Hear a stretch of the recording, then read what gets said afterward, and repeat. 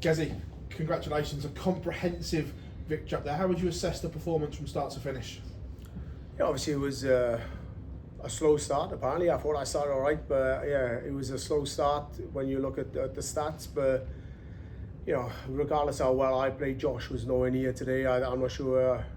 You know, he struggled a little bit. He couldn't get off. He didn't score. He didn't power score like he could. And yeah, I was happy with that. You know, I was playing pretty decent, but he was nowhere near, and I felt for him. But on the other hand, I was happy as well because obviously I want to win. But yeah, it was one of those games where I didn't play brilliant. I felt I played better than what the stats showed, but Josh was way off. When did you decide to change your starting double? Obviously, we know you love tops. When did you make that decision from the last game to this game to really bed down on that? Yeah, today, you know, tonight when I was practicing, I sort of slipped over to the left of the hockey. I normally stand to the right, and I was like, right, I'm going to start double 14. I'm thinking, why should I move on the hockey? I'll just stand to the right, double 13, double 14, whether I go double 16, you know, it's only a couple of points. And I think, you know, as long as I can get off, I give myself the best chance. I know how well I can score at times, and yeah, just needed to get off, and I started banging in the double 13. I was like going in first start. And then the first 3 darts on stage, it was like miss. I was like, what am I doing? But yeah, it worked, and I'm glad I changed. You and Josh had an absolute cracker at the match play. Was it nice to get revenge for that defeat here tonight? Yeah, it was nice, especially the 2 legs when it was back-to-back 180s. I think actually I went 180, he went 180, I went 180. I think it was 2 legs like that, and he missed the double. He missed the ball on a 170 and gave me that chance, and you know, that's the chances you need.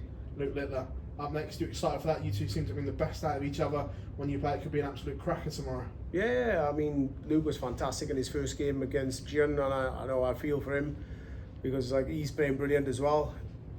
He wasn't so good in his game today, and you know, I hope he plays just as bad as that tomorrow, but you know, it doesn't always happen. But you know, we're both playing pretty decent. He's playing brilliant, and yeah, you know, you can't take that away from him, but you know, I'm here to win this tournament, and I believe I can win, and I'm not scared of anybody.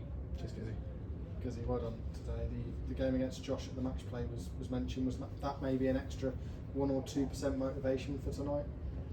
No, to be honest, I didn't really think about the match play, but I sort of knew that the match play was a game where I couldn't score and I didn't take opportunities. Josh had some really good timely shots where I'd set up shots and he'd take out a last start finish all the time, and he could have done that a couple of times today, but he missed, and then it went in my favour. So it's just one of them games, you know. In the match play, it worked for him.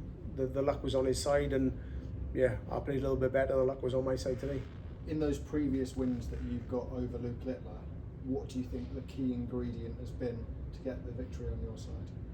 I think the key ingredient is just that I don't care. Like I don't care who I play. I play the board, and I play. If I know if I play my A game, that 9 times out of 10 I win.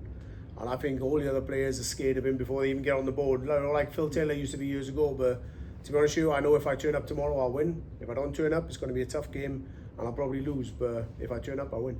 Is that something you think is different for a game that you approach against Littler to sort of 90% of the other players on top? 100%. They all play the player. I don't play the player. Well done tonight, Gezi. We all saw that Josh wasn't at his best up there. Can you tell in the practice room, do you look over and see when a player is not quite on form going into a match? No. I mean, there was, how many, 8 boards in there today? Josh was 3, 4, 5 boards over from me. I don't take no notice, you know. Whether you look over and he's hitting 26s or 180s, it can work both ways. You're thinking he's playing rubbish, he comes out flying, or you think he's playing brilliant, and then, so I just concentrate on my own game.